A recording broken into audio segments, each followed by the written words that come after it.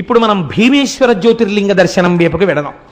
ఈ భీమేశ్వర జ్యోతిర్లింగం గురించి ప్రార్థనా శ్లోకంగా ఒక మాట చెప్తారు. యోడాకినీశాకినికా సమాజైః నిషేవ్యమాన పిచితాశనైశ్చ సదైవ భీమాదిపదం ప్రసిద్ధం తం శంకరం భక్తహితం నమామి. ఇక్కడ ఉండేటటువంటి శంకరుణ్ణి భీమలింగము అని పిలుస్తారు. భీమ అన్న నామం మీరు రోజు చదువుతున్నారు శివాష్టోత్తరంలో. ఈ భీమ అన్న నామం శివాష్టోత్తరంలో ఉంది, విష్ణు సహస్రనామ స్తోత్రంలో కూడా ఉంది. మీరు విష్ణు సహస్రం చదివేటప్పుడు ఈ భీమ అన్న నామం వస్తుంది. మీరు చూడండి, ఇది చాలా చిత్రాతి చిత్రమైనటువంటి స్వయంభూలింగం.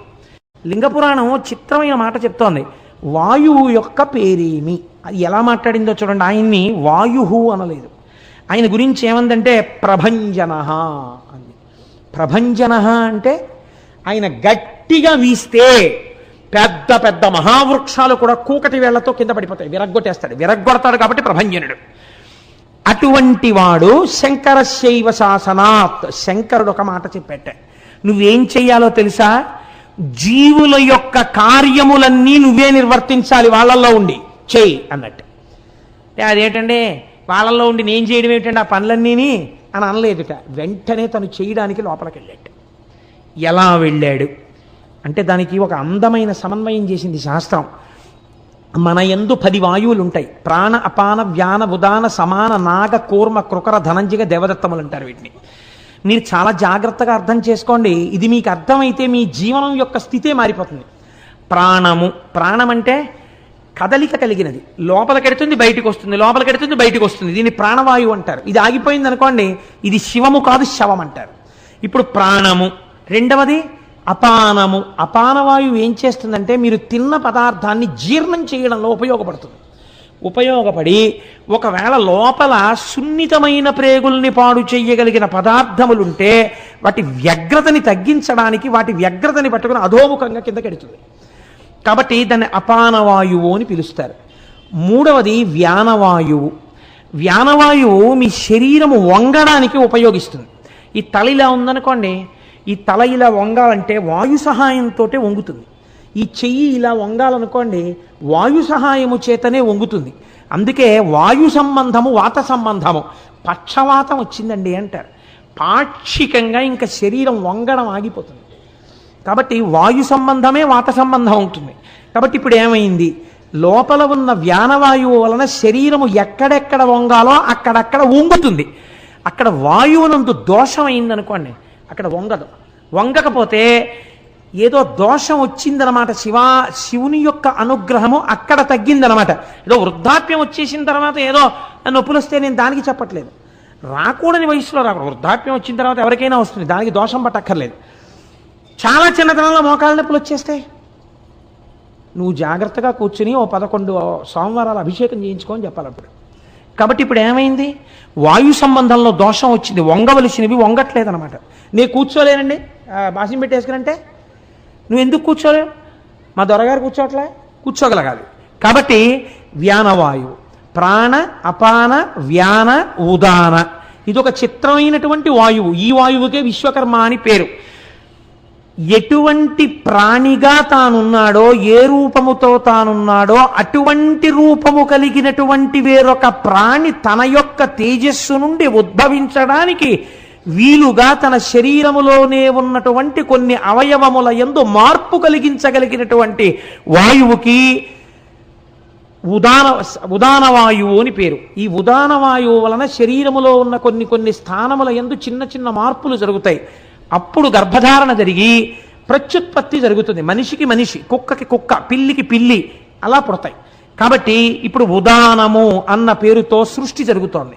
ప్రాణ, అపాన, వ్యాన, ఉదాన, సమాన రూపంలో ఒక వాయువు ఉంటుంది లోపల. మీరు అన్నం తినేసి పడుకున్నారు, పడుకుంటే ఈ వెంట్రుకలు, ఇన్ని వెంట్రుకలు ఉన్నాయి నా తల మీద, ఏదో తలనీలాలు వెంకటాచలపతికి సమర్పించి వచ్చాను. ఇందులో ఏదో ఇక్కడ వెంట్రుకలు ఒక్కటే ఓ పుంజీడి వెంట్రుకలు పెరుగుతూ మిగిలిన వెంట్రుకలు పెరగడం మానేశాయి అనుకోండి, అప్పుడు నాకు ఇటుపక్క నుంచో జటములిచ్చినట్టు ఉంటుంది. తెల్లవారి లేచి మిల్లీమీటర్లతో కొలిస్తే నా తల మీద వెంట్రుకలన్నీ సమానంగా పెరుగుతాయి. నా పెరుగుదల యందు నా చేతులు సమానంగా పెరిగాయి, నా వేళ్ళు సమానంగా పెరిగాయి, నా గోళ్ళు సమానంగా పెరుగుతాయి, నా కాళ్ళు సమానంగా పెరిగాయి. ఓ కాలు పెరిగి ఓ కాలు పెరగకపోతే చేతులు సమానంగా పెరుగుతాయి. ఎవరు పెంచుతున్నారు దీన్ని? శంకరాజ్ఞ ప్రకారము వాయువే సమాన వాయు రూపంలో ఉండి సమానంగా శరీరాన్ని పెంచుతోంది. ప్రాణ అపాన వ్యాన ఉదాన సమాన నాగ. తినవలసిన పదార్థం కన్నా ఎక్కువ మీరు తినేస్తున్నారు అనుకోండి, జీర్ణం చేయడం కష్టం, లోపల గాలి తిరగదు. కాబట్టి అంత తినకు అని త్రేణుపు వస్తుంది లోపల నుంచి గాలి. త్రేణుపు రూపంలో చెప్తాడు ఇక తినవద్దు అని. దానికి నాగమని పేరు. కూర్మము అని ఒక వాయువు ఉంటుంది. ఈ కూర్మమన్న వాయువు శరీరంలో మిగిలిన వాయువుల్లా కొద్దిగా స్తబ్దంగా ఉండడానికి వీలు లేదు. ఈ వాయువు చాలా ఎలర్ట్గా ఉంటుంది. ఎక్కడుంటుంది? కనురెప్పను ఆశ్రయించి ఉంటుంది. ఇది కంటి దగ్గరికి ఇలా పురుగు వచ్చిందనుకోండి, టక్కన పడిపోవాలి కనురెప్ప. చెయ్యి కొంచెం దోమ కుడుతోందని ఇలా మెల్లిగా వస్తే ఇబ్బంది లేదు. స్పీడ్గా దోమను కొట్టారనుకోండి, దోమ ఎగిరిపోతే మన తొడ మీదే దెబ్బ తగులుతుంది. కనురెప్ప నేను మెల్లిగా వేసుకుంటాను, గట్టిగా వేసుకోవాలంటే ఇబ్బంది. అందుకని కనురెప్ప పడుట యందు కూర్మవాయువు ఉంటుంది. లేదు, శరీరం అంతటా కాంతి రూపంలో కూర్మవాయువు ఉంటుంది. అందుకే కూర్మవాయువు ముందు వెళ్ళిపోతుంది. బంగారు చెట్లు కనపడుతున్నాయంటారు, మృత్యు వచ్చే ముందు ఆయనకి ప్రేతకళ వచ్చేసిందండి అంటారు. మెరుపులో వస్తుంది, వస్తే ప్రేతకళ అంటారు. అంటే కూర్మవాయువు వెళ్ళిపోయింది. కూర్మము కాంతి రూపంలో ఉంటుంది. కృకరము అని ఒకటి ఉంటుంది. తినవలసిన వేళకి తినకపోతే అబ్బాయి నువ్వు తిను తిను తిను అనే ఆకలి రూపంలో మంట పుట్టిస్తుంది ఒక వాయువు. దాన్ని కృకర వాయువు అంటారు. ధనంజయము ఒక వాయువు ఉంటుంది. ఇది శరీరము పడిపోయిన తరువాత ఒకవేళ అంత్యేష్టి సంస్కారం చేసేవాళ్ళు లేరనుకోండి, మనుష్యుల కంటే చేస్తారు. ఓ కుక్క చచ్చిపోయింది, ఏం చేస్తారు? తాడు గట్టి లాక్కెళ్ళి వీధిలో పారేస్తారు. ఇప్పుడు ఎవరు చెయ్యాలి దానికి అంత్యేష్టి సంస్కారం? ఒక వాయువు ఉంటుంది. వాయువు ధనంజయ వాయు రూపంలో లోపలే ఉండి ఇప్పుడు ఈ శరీరం ఉబ్బిపోయేటట్టు చేసేస్తుంది. 4 రోజులు పోయేటప్పటికి చూడండి, కుక్క పొట్ట ఇంత ఉబ్బిపోయి పెటిల్ని పేలిపోతుంది. పేలిపోయి అందులో ఉన్న పంచభూతములు పృథివిలోకి, జలము జలములోకి, ఆకాశం ఆకాశములోకి, వాయువు వాయువులోకి, అగ్ని అగ్నిలోకి వెళ్ళిపోతుంది. అంటే పంచభూతములలోకి కలిపేస్తుంది. కాబట్టి ధనంజయ వాయువు శరీరములను పంచభూతములతో కలుపుతుంది.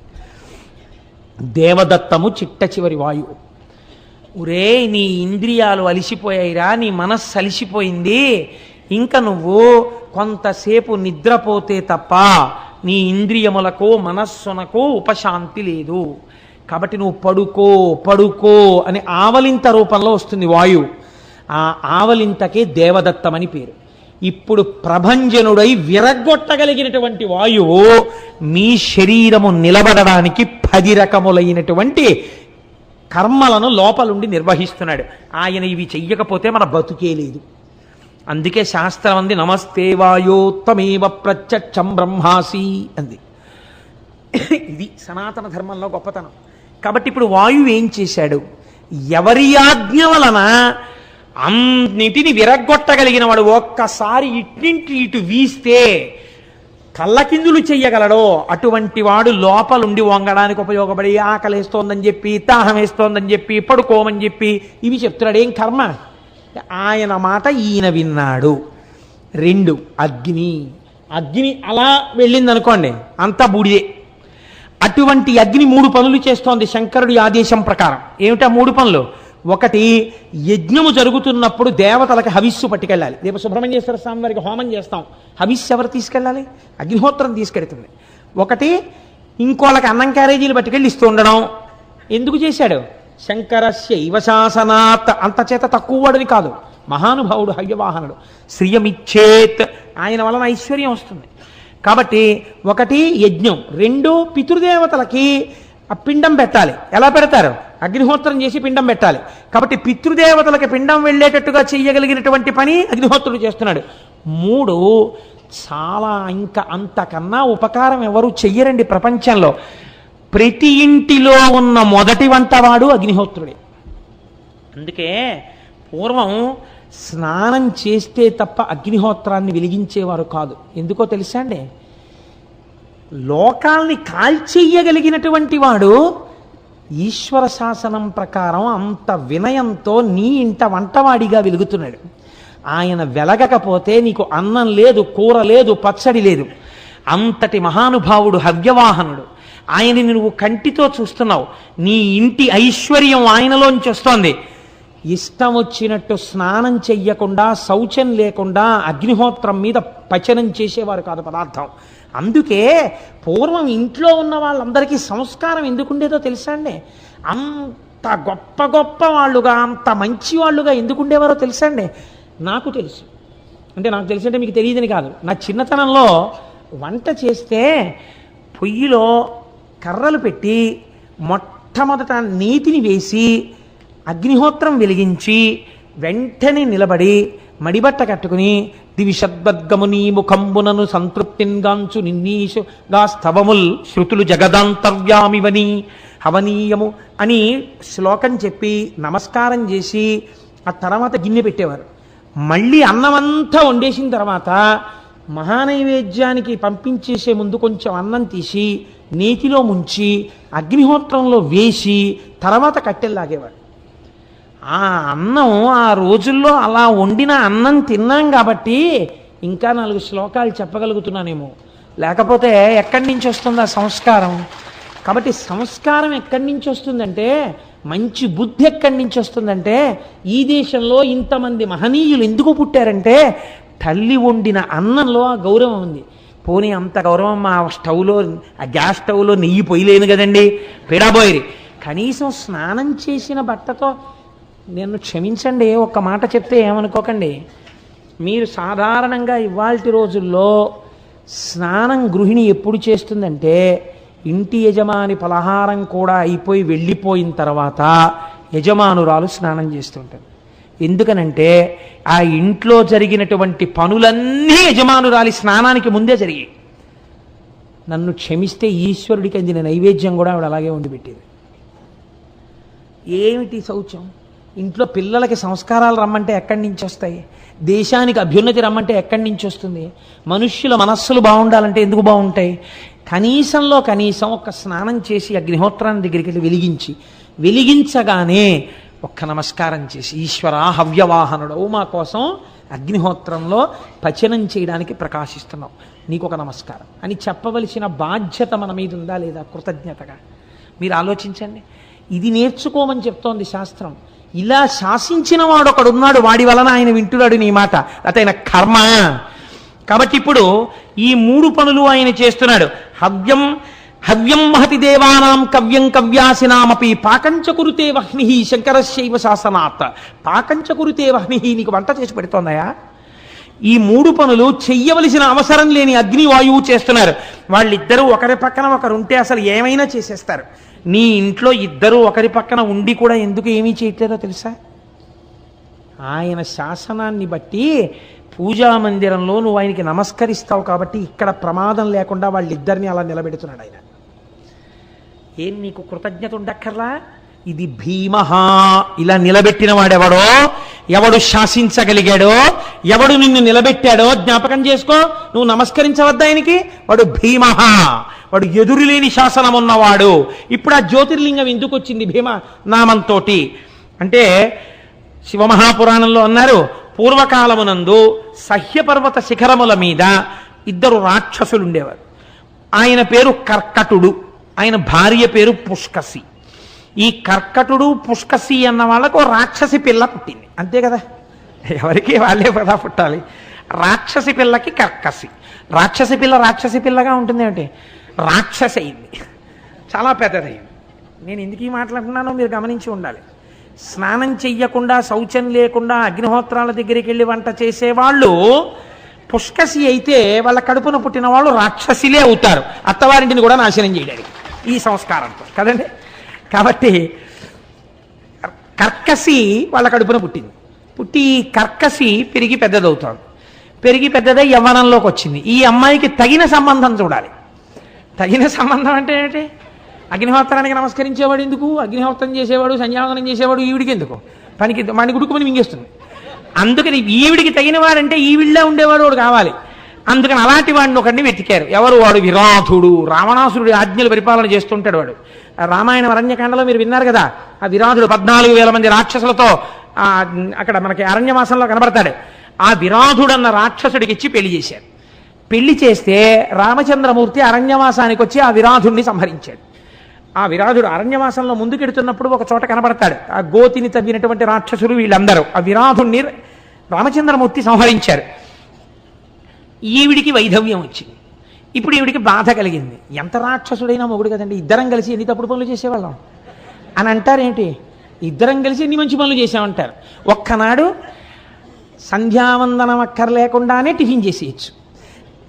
ఒక్క పూజా మందిరంలో నమస్కారం పెట్టకుండా 2 గంటలు పేపర్ చదువుకోవాలి. అసలు పొద్దున్న నిద్ర లేవగానే పూజా మందిరంలోకి వెళ్ళి కాసేపు కూర్చుని ఆరాధన చేయడం కాదు, లేస్తూనే టీవీ స్విచ్ నొక్కి రిమోట్లో 1000 ఛానల్స్ చూసుకోవాలి. దేశంలో ఎక్కడేం జరుగుతుందో తను తెలిసేసుకోవాలి. ఏమిడిని ఉద్ధరించారు ఎందుకది? దేవుడి దగ్గర మాత్రం ఓ తడితువ్వాలు కట్టుకుని అక్కడ తిప్పేస్తే చాలు. కాబట్టి ఇలా చేయడానికి తగిన భార్య ఉండాలి. ఎలాంటి భార్య ఉండాలి? ఇప్పుడు ఏమంటే అదేమిటండి అలా చేయకండి, చక్కగా లేవగానే మీరు చక్కగా మర్యాదగా పూజా మందిరంలో చక్కగా సంధ్యావందనం చేసుకోండి, నేను మన్నీళ్ళు పెడతాను అనే భార్య ఉండకూడదు. ఒకవేళ ఆయన పొరపాటున ఎప్పుడైనా ఏదైనా వినివిసే రేపటి నుంచి అయితే పొద్దున్న లేదా నోర్మిండి వాడు అలాగే చెప్తాడు, గుండు గీసుకుని వాడికి ఏంటి పనే పాడా, వాడి మాటలు మీరు విని ఇలా పొద్దున్న 4ంటికి 5ంటికి లేవడాలు 6ంటికి లేవడాలు సంధ్యావందనాలు ఇలాంటివి వెర్రేం పెట్టుకోకండి. ఏదో హీర్ అండ్ ఎంజాయ్, ఏదో వినండి కాసేపు అనాలి కదా. కాబట్టి వాళ్ళిద్దరూ చేసిన తప్పు పనులను అంగీకరిస్తారేంటి? అబ్బాయి ఎంత ఆదర్శ దాంపత్యం అది అనుకుంటారా? నేను ఆ 7ంటికి లేస్తా, ఆయన 6ంటికి లేస్తారు. ఒక్కొక్కసారి అండి నాకు ఆయనే పట్టుకొచ్చి, నేను యథార్థం చెప్తున్నానండి, నేను ఒకసారి నా కర్మ కొద్దీ నేనే పెడతాను అలాంటి చోట్లకి. ఓ చోటుకి వెళ్ళాను. వెడితే అక్కడ ఒక 4 స్త్రీలు కూర్చుని మాట్లాడుకుంటున్నారు. అందులో ఒక ఆవిడ నాకు బాగా తెలుసు, బ్రాహ్మణ కుటుంబానికి చెందిన ఆవిడ. ఆవిడ మాంసాన్ని ఎన్ని రకాలుగా వండొచ్చో, ఆమ్లెట్ ఎంత బాగా వేయచ్చో, గుడ్డుని ఎలా పగల కొట్టచ్చో ఇవన్నీ చెప్తోంది. నాకు చెవి అటు వెళ్ళిపోయి ఇదేంట్రా ఇంత ఇలా చెప్పేస్తుంది ఈవిడ అని తెల్లబోయి, ఈ మిగిలిన 3 మాంసాహారమును తినడానికి యోగ్యమైన కులముల యందు పుట్టినవారు. వాళ్ళకి ఈవిడ బోధక గురువుగా ఉంది. అక్కడ ఉంటే నేను ఒక గంట పోయిన తర్వాత ఆవిడ ఆ తాదాత్మ్యత నుంచి బయటికి వచ్చి నన్ను చూసింది. చూసి అక్కడికి ఏదో చాలా వినయం కారిపోతున్నట్టు నాలిక ఖర్చుకుని, నమస్కారం కోటేశ్వర, గంట నుంచి ఇక్కడే ఉన్నారేంటి? అమ్మ ఉన్నాను, కానీ మీరు ఒక్కసారి ఇలా రండి తల్లి అమ్మ. వచ్చింది. ఏం లేదమ్మా, మీకింత పరిజ్ఞానం ఏ కారణం వల్ల వచ్చింది? పుస్తకాలు చదివి నేర్చుకుంటారా, లేకపోతే ఎవరి దగ్గరైనా చూశారా, మీకు ఎలా తెలిసింది అని అడిగారు. మీ దగ్గర దీని ఎందు పరిణతిని పొందవలసినటువంటి వాళ్ళు శిష్యులై ఉన్నారు, మీరు గురువు అయి ఉన్నారు, ఇంత పరిణతి ఎలా వచ్చింది అన్నారు. అంటే అమ్మా ఆయన పిల్లలు ఇవి లేకుండా భోజనం చేయరు కదండి అని. అయ్యి బాబోయ్ అనుకుని, మరి మీ అత్తవారింట్లో మీ మామగారు వాళ్ళు ఏమనరా అన్నాను. అసలు మా అత్తగారికి నాకన్నా చాలా విషయాలు ఆవిడకే తెలుసు, ఆవిడ ఎన్ని నేర్పారు. అమ్మ బాబోయ్ అనుకుని, అమ్మా మీరు ఇటువంటి సంస్కారంతో ఉన్నారని ఎప్పుడైనా పండగకి వెళ్ళినప్పుడు మీ పుట్టింటి వారు అన్నాను. అంటే అసలు మా చిన్నతనం నుంచి మా అమ్మ నాన్నగారే ఇవన్నీ మాకు నేర్పారు. గొడవ వదిలిపోయిందమ్మా, ఎంత గొప్ప కుటుంబం తల్లి, నాకు తెలియక ఇన్నాళ్ళు మిమ్మల్ని గౌరవించాను, నీ నమస్కారం కూడా నాకు అక్కర్లేదు తల్లి అని మనసులో అనుకుని అక్కడి నుంచి వెళ్ళిపోయాను. సరే అది వేరే విషయం అనుకోండి, ప్రారంభ కర్మ వినవలసి వచ్చినాడు కనుక అది తప్పని వాళ్ళు అంటారా? ఎన్నో కారణాలు చూపించి ఈ తప్పే ఉందండి అని, చాపేమిటి జలపుష్పం ఎన్ని పేర్లో పెట్టేసుకుని తినేసేయచ్చు. సరే ఎందుకు వచ్చిన ప్రారంభం ఎందుకు వచ్చింది, ఇప్పుడు నేను ఎందుకు అవన్నీ చెప్పడం శివమహాప్రాణం చెప్తావు. కాబట్టి రాక్షసికి రాక్షసి మొగుడు, ఆ రాక్షసుడు చచ్చిపోతే ఆవిడ బాధపడుతుంది, ఏడిచింది పాపం, ఆవిడ స్థాయిలో ఆవిడ ఏడుపది. కాబట్టి వాడు నన్ను ఉద్ధరించలేదు, బతికున్న నాళ్ళలోనే ఉంది, అయ్యో తగినవాడు పోయాడని ఆవిడ ఏడిచింది. ఎందుకు ఏడిచిందంటే ఇంతటి ఉత్తముణ్ణి చంపేశాడు రాముడని ఇచ్చింది ఆవిడ. అది విచిత్రం. ఎంత గొప్పవాడు నా భర్త విరాధుడు, ఇటువంటి వాడిని రాముడు చంపేశాడు, ఎంతటి దుష్టుడు అది. కాబట్టి ఇప్పుడు రాముడి పట్ల వైరం ఎవరికి ఉందో వాళ్ళ పట్ల మక్కువ పెంచుకుంది. కాబట్టి మక్కువ పెంచుకుంది కాబట్టి ఒక ఆవిడికి మీరంటే ఇష్టం అండి అని కుంభకర్ణుడికి చెప్పారు. వీళ్ళు చెప్పవలసిన వాడికి చెప్పాడు. వాడు పాపం ఇక్కడ ఎవరో మన గురించి చాలా అభిమానం పెంచుకుందటని చూడడానికి వచ్చాడు నిద్ర లేచినప్పుడు. రాక్షసులకి రాక్షస బుద్ధులే కదండి ఉంటాయి. అక్కడికి వెళ్ళి వాడు అడిగాడు, అయ్యో పాపం ఎంత కష్టంలో ఉన్నావమ్మా అంటే, ఆవిడేదో ఏదో కళ్ళమ్మ నీళ్లు పెట్టుకుని, నా భర్త పోయాడు చూశారండి, రాముడు చంపేశారని, యవ్వనంలో ఉన్నావు, ఎంత బాధలో ఉన్నావు, నిన్ను నేను స్వీకరిస్తానన్నాడు వాడు. అయ్యయ్యో అదేమిటండి అంత మాట అని ఆవిడ ఏదో అనే లోపలే వీడు బలాత్కారం చేసి వెళ్ళిపోయాడు. ఎలాంటి వాళ్ళతో చేరితే అలాంటి ఫలితాలే వస్తాయి. వెళ్ళిపోతే ఆవిడకో కొడుకుట్టాడు. ఎవరి వలన? కుంభకర్ణుడి వలన. ఎంత గొప్ప వంశం చూడండి అది. ఇప్పుడు ఆ పుట్టినవాడు అపారమైన బలవంతుడ వాళ్ళని ఆవిడ కోరుకుంది.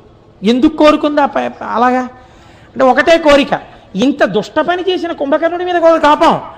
ఆ విరాధుణ్ణి రాముడే చంపేశాడు, పోని నన్ను పాడి చేసేసిన కుంభకర్ణుణ్ణి రాముడే చంపేశాడు. నాకు పోని చచ్చిపోయినవాడు ఏదో భర్తృత్వాన్ని బలవంతంగా తెచ్చుకున్నవాడు, ఇద్దరిని రాముడే చంపేయాలా? ఆ రాముడు ఎక్కడున్నారో ఆ రాముణ్ణి సంహరించగలిగిన కొడుకు కావాలి అని ఆ పిల్లాన్ని భీమహ భీమహ భీమహ అంటే గొప్ప బలం ఉన్నవాడు అని పిలవడం మొదలెట్టింది. వాడు పెరిగి పెద్దవాడయ్యాడు, వాడో పెద్ద రాక్షసుడు అయ్యాడు. ఎలా పిలిస్తే అలా కదా. వాడికి కొన్నాళ్ళు పోయిన తర్వాత అనుమానం వచ్చింది, అమ్మ ఎప్పుడు నువ్వే ఉంటావు నాన్నగారు ఏదని అడిగాడు. వాడు అడిగితే ఇదే నీవు చెప్పాలని ఎప్పటి నుంచో చూస్తున్నాను, ఇది రా నా కథ అని ఆవిడ చెప్పింది. చెప్పి ఆవిడంది, నిన్ను భీమా అని ఎందుకు పిలిచానో తెలుసా?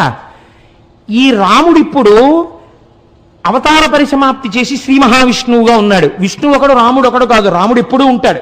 కాబట్టి నువ్వు విష్ణువుని సంహరించాలండి. విష్ణువుని సంహరించడం అంటే అది ఏమైనా జరిగే మాట, అది పరమాత్మ ఆయన. కాబట్టి ఇప్పుడు ఈ భీముడు ఏం చేశాడంటే లోకాలన్నీ వెతికేశాడు, అందరి మీద యుద్ధానికి వెళ్ళిపోయాడు. అందరి మీద యుద్ధం చేసిన తర్వాత ఎక్కడున్నాడు శ్రీహరి, ఎక్కడున్నాడు ఎక్కడున్నాడు శ్రీహరి ఎక్కడున్నాడు అన్నాడు. ఎక్కడున్నాడు శ్రీహరి? వాడిలోనే ఉన్నాడు, సర్వవ్యాపకుడు ఇక్కడే ఉన్నాడు ఆయన. ఇక్కడున్నవాడిని చూడడం వస్తే వాడు మహాపురుషుడు అయిపోతాడు. కాబట్టి వాడికి రాదు, బయటే తిరుగుతాడు వాడు ఇప్పుడు. కాబట్టి వెతికాడు వెతికాడు వెతికాడు వెతికాడు, విసిగిపోయాడు. విసిగిపోయి ఒరే ఎవడైనా భగవంతుడి పాదాలు పట్టుకున్నవాడు ఉంటే వాడి తలకాయలు తీసేయండి రా అన్నాడు.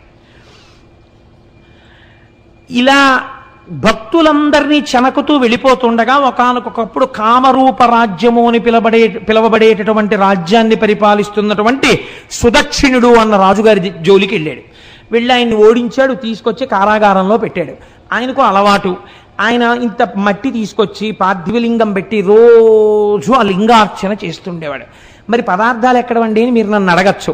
రత్నైకల్పితమానసం హిమజలై స్నానంచ దివ్యాంబరం నానారత్న విభూషితం మృగమదా మోదాంకితం చందనం జాజీ చంపక బిల్వపత్రచితం పుష్పంచ ధూపం తథా దీపం దేవదయాని దేవ పశుపతే హృత్కల్పితం గృహ్యతాం. శంకరాచార్యులు వారు చెప్పారు కదా, మనస్సుతోనే అన్నిటినీ సృష్టించి ఆయన శివపూజ చేస్తుండేవాడు. ఇలా శివపూజ చేస్తుంటే అక్కడ ఉన్నటువంటి కాపలాదారులు వెళ్ళి వీడికి చెప్పారు, ఆ కారాగారంలో కూర్చుని శివపూజ చేస్తున్నాడు అనేసరికి వీడికి ఎక్కడ లేని కోపం వచ్చింది. కారాగారానికి వచ్చాడు. వచ్చి వీడు ఎవరిని సంహరించాలని ప్రయత్నం, బాగా గుర్తుపెట్టుకోండి ఈ కథలో, శ్రీ మహావిష్ణువుని. వీడెవరి జోలికి వచ్చాడు? పార్థివలింగార్చన చేస్తున్నటువంటి సుదక్షిణుడి జోలికి వచ్చాడు. వచ్చి ఎవడురా నువ్వు శివలింగాన్ని ఆరాధన చేస్తున్నావుట, నాకన్నా గొప్పవాడెవడు, ఇప్పుడే ఈ శివలింగాన్ని కత్తివాటుతో నరికేస్తాను చూడని చంద్రహాసం తీసి శివలింగం మీద కొట్టబోతున్నాడు. కొట్టబోతుంటే ఈయన పరమేశ్వరుణ్ణి ప్రార్థన చేశాడు, ఈశ్వరా నువ్వు ఆవిర్భవించి వీడిని సంహరించు అని. అనిన ధనుజుడు బిట్టగ్రహంబు చెంది పండ్లు పటపట కొరుకుచు పార్థివేంద్రుపై కరాళాసి విసరే మాం పాహి అనుచు కనులు మూయగ శంకరుడు తోచే. ఎప్పుడైతే చేతిలో ఉన్న చంద్రహాసాన్ని పళ్ళు పటపట కొరుకుతూ విసిరాడో అంతటా నిండి నిబిడీకృతమైపోయినటువంటి పరమాత్మ, ఈ కన్నులకు కనపడనటువంటి పరమాత్మ సాకార రూపాన్ని పొందాడు. సాకారుడై పార్థివలింగంలోంచి బయటికి వచ్చాడు. పార్థివలింగంలోంచి బయటికి వచ్చి త్రిశూలం పట్టుకుని ఆ రాక్షసుణ్ణి ఒక్కసారి గుండెల మీద పొడిచి సంహరించాడు. భక్తులను సాకుటయ్యకడు యుక్తంబగు వ్రతము నాకు యోజింపము నీ శక్తి ఇక మట్టుపరచద నక్తంచరా ఏను భీమనాథుడనగును సుమా. ఒరే నువ్వు కాదుడు రా భీముడన్న పేరు, నాది భీమనామం. ఏమనుకుంటున్నావో, నిన్నిప్పుడే సంహరిస్తున్నాను, భక్తుల జోలికిడితే ఉపేక్షించను అని ఉత్తర క్షణం వాణ్ణి కుత్తుక మీద పొడిచి సంహారం చేశాడు. ఇప్పుడు ఆయనే తన పేరు తాను చెప్పుకున్నాడు, నేను భీముడను అని చెప్పాడు. అంటే అద్వితీయ పరాక్రమవంతుడు. ఇప్పుడు ఇందులో మీరు బాగా తెలుసుకోవలసిన రహస్యం ఒకటి ఉంది. ఆయన కక్ష ఎవరి మీద? విష్ణువు మీద. వచ్చిన వాడెవరు? పరమశివుడు వచ్చాడు. విష్ణు రూపం రావాలి కదా, శివరూపంతో వచ్చి ఎందుకు చంపాడు అంటే భగవంతుడికి రెండు పేర్లు చెప్తారు, ఒకటి వామదేవ, ఒకటి వాసుదేవ. వాసుదేవ అంటే శ్రీమన్నారాయణుడు, వామదేవ అంటే పరమశివుడు. ఇప్పుడు మీరు చూడండి, వామదేవ వాసుదేవ ఈ రెండింటిలో ఒకటి విష్ణుతత్వాన్ని ఒకటి శివతత్వాన్ని ప్రతిపాదించడానికి మారిన అక్షరాలు ఏమిటి? వామదేవాలో వా దేవ ఒకటే, వాసుదేవాలో వా దేవ ఒకటే. ఇందులో మా మారింది, అందులో సు వచ్చింది. ఇందులో మా, అందులో సు. ఇప్పుడు మీరు ఈ సు పక్కన మా పెట్టండి. సుమ. సుమ అంటే ఏమిటి? సుమం అంటే పువ్వు. పువ్వు అంటే ఏమిటి? జ్ఞానం. జ్ఞానము మీకు కలిగితే ఆ వామదేవుడు వాసుదేవుడు, వాసుదేవుడు వామదేవుడు. పేర్లు మారే, నామములు మారే, రూపములు మారే, తత్వరీత్యా ఉన్నది ఒక్కటే పదార్థం. అందుకే శివలింగాన్ని పూజించి రాముడికి జోలికి వెళ్ళిన రావణాసురుడి 10 తలలు తెగిపోతున్నప్పుడు శివస్వరూపం ఆపదం.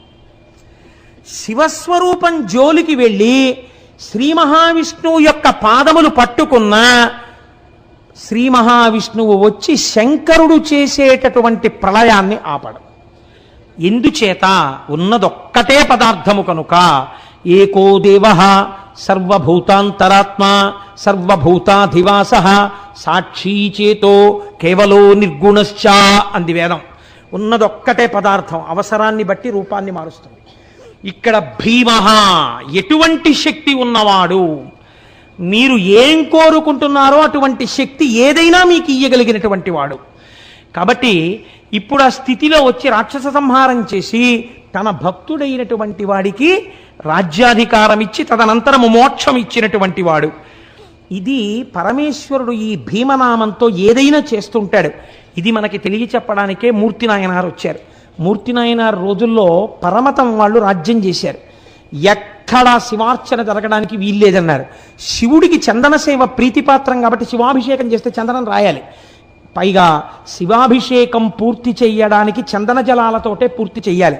చందనం కలిపిన జలాలతో తప్ప వేరొక దానితో పూర్తి చేయకూడదని ప్రమాణం. కాబట్టి చందనం లేకపోతే అభిషేకం జరగదు. పైగా అయిపోయిన తర్వాత విభూతి రాసి గంధం రాస్తారు చల్లతనానికి. కాబట్టి ఎక్కడ గంధం చెక్కలు దొరకకుండా చేశాడు రాజు. శివార్చనలు ఎవరైనా రహస్యంగా ఇళ్లలో చేస్తుంటే గంధం లేకపోతే అభిషేకం జరగదని. మూర్తి నాయనారు రాజ్యం అంతా వెతికాడు, ఎక్కడ ఇంత గంధపు చెక్క కూడా దొరకలేదు. ఆయనకి బాధ కలిగింది. గంధపు చెక్కని తీసుకొచ్చి సాన మీద పెట్టి రాస్తే అరిగిపోయి సువాసనతో కూడినటువంటి నజ్జునిస్తోంది. ఈశ్వరుడు ఇచ్చినటువంటి చెక్క నాకు ఉంది, నేను నా మోచేతిని సాన మీద అరగతీస్తాను, వచ్చిన నజ్జుని శివుడికి అలంకారం చేస్తాను, అభిషేకం చేస్తాను గంధంగానని తన మోచేతిని అరగదీశాడు. అరగదీస్తుంటే చర్మం చిట్లిపోయింది, రక్తం కారిపోయింది, మాంసం పక్కకి తప్పుకుంది, ఎముక అరిగిపోతుంది. ఇహ చూడలేకపోయాడు శంకరుడు. తాను ఆయన పెట్టుకున్న పార్థివలింగంలోంచి బయటికి వచ్చి గబగబా చేయి పట్టుకున్నాడు. పట్టుకుని, ఎంత సాహసం చేశావయ్యా, గంధపు కర్ర దొరకలేదని, గంధపు కర్రలు దొరకకుండా రాజు చేశాడని నీ చేతిని సాన మీద అరగదీశావు. రేపటి రోజు నుంచి ఎక్కడెక్కడ ఎలా శివార్చనలు కావాలంటే అలా చేసుకునే విధంగా ఈ రాజ్యాన్ని మారుస్తాను. ఒక్కరోజు, రేపటి రోజు అలా జరుగుతుందన్నాడు. అంతే. ఆ రాత్రి పడుకున్నాడు మూర్తి నాయనార్, రాజు పడుకున్నాడు. మూర్తి నాయనార్ ప్రాతకాలంలోచి శివాలయంలోకి వెళ్ళాడు. ప్రాతకాలంలో రాజు హంసతూలికా తల్పం మించి నిద్ర లేవలేదు. ఎందుకు లేవలేదని దగ్గరికి వెళ్ళారు. రాజు నిద్రలోనే మృత్యువశుడైపోయాడు. ఆయనలో ఉన్న శివుడు తప్పుకుంటే చాలదండి, చనిపోయాడన్నారు. పార్థివ శరీరాన్ని బయట పెట్టేశారు. కొడుకులు లేరు కాబట్టి ఇప్పుడు ఎవరికి ఇవ్వాలి రాజ్యం? ఆ రోజుల్లో ఒక్కటే పరీక్ష.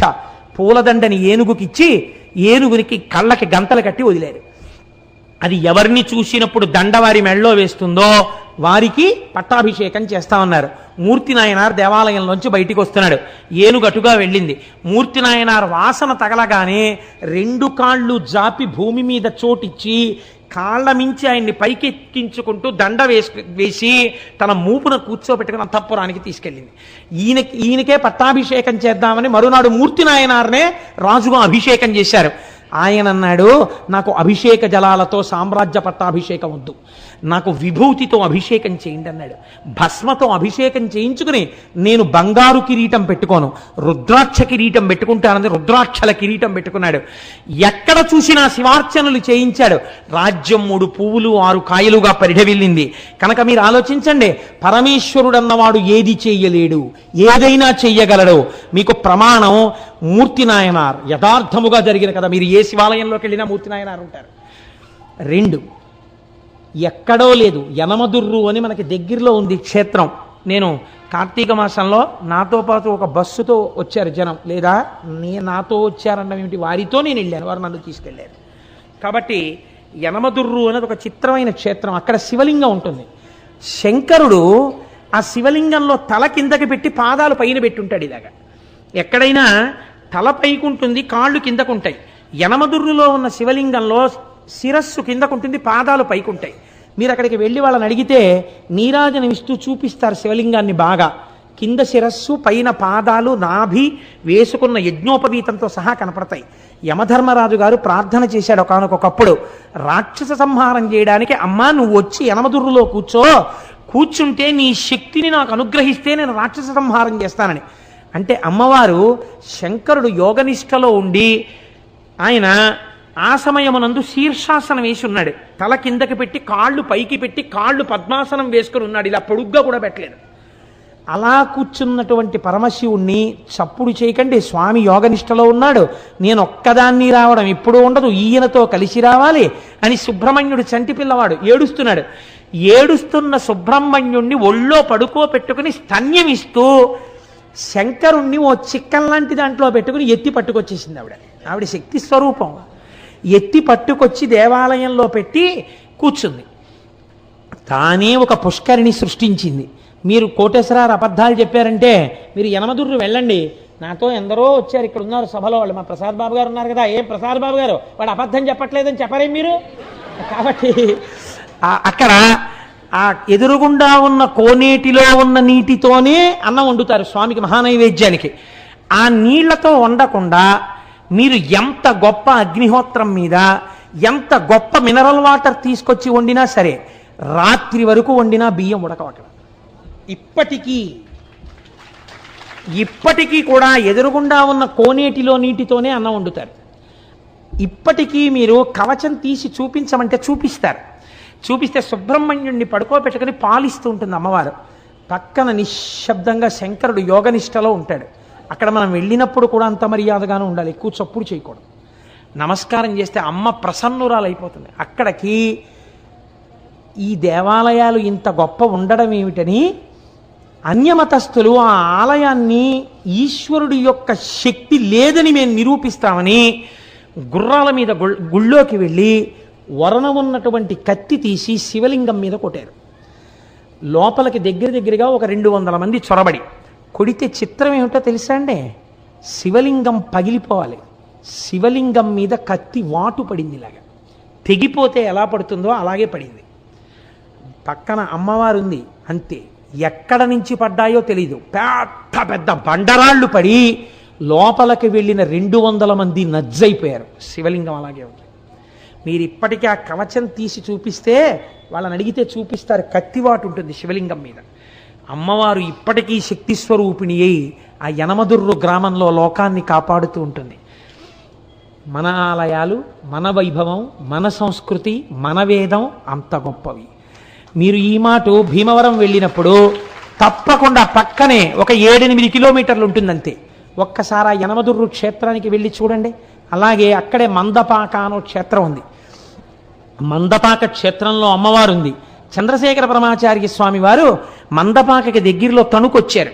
తణుకొచ్చి ఆరాధన అయిపోయిన తర్వాత పడుకున్నారు. వారు పడుకుని నిద్రపోయి మర్నాడు లేచి వెళ్ళిపోదామని అర్చకులు వచ్చి మందపాక నుంచి అడిగారు, అయ్యా ఒక్కసారి మీరు మందపాక కూడా రావలసింది అని. వామాచారం ఉంటుందేమో అక్కడ, నాకు అనుమానం, నేను రానన్నారు.